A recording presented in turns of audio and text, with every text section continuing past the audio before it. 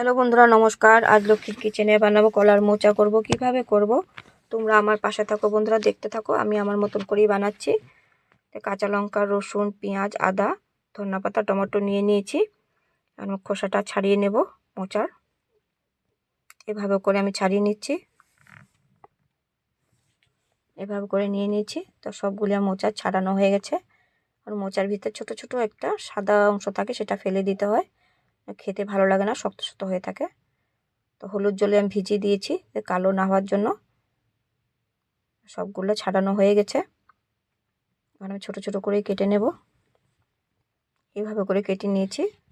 মাঝে মধ্যে খেতে হয় মোচা, শরীরের পক্ষে খুবই ভালো। তো দিয়ে আমি কেটে ধুয়ে নিয়েছি।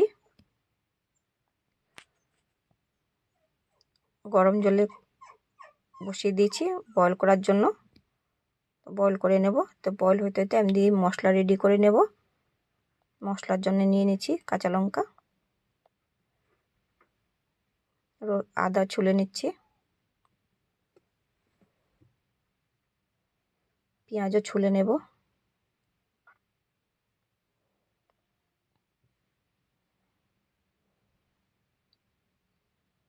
রসুন ছুলে নিচ্ছি।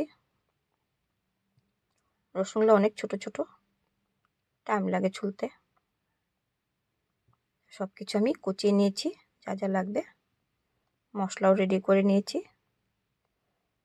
ধনেপাতাও নিয়ে নিয়েছি। তো মোচা বয়েল হয়ে গেছে, জল ঝারিয়ে নিয়েছি। তো কড়াই গরম হয়ে গেছে, সর্ষের তেল দিয়ে দিয়েছি।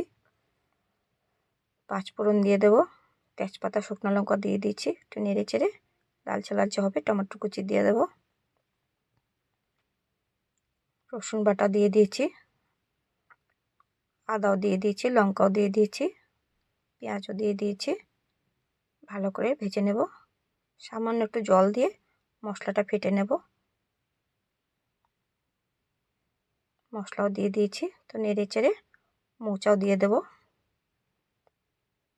তো মোচা বয়েল করেছি, সেটাতে জল আছে না, সেটা দিয়ে হয়ে যাবে, জল দেব না। তো পরিমাণ মতো নুন দিয়ে দিয়েছি।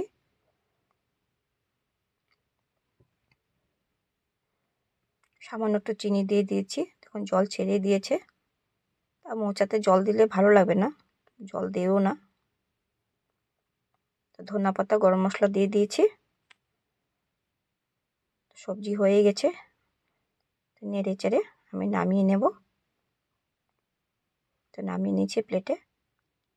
কেমন হয়েছে কলার মোচা রান্না বন্ধুরা, তোমরা কমেন্ট করে জানিও। ইউটিউব বন্ধুরা সাবস্ক্রাইব করে দিও। ফেসবুক, ইনস্টাগ্রাম বন্ধুরা ফলো করে দিও। ভালো লাগলে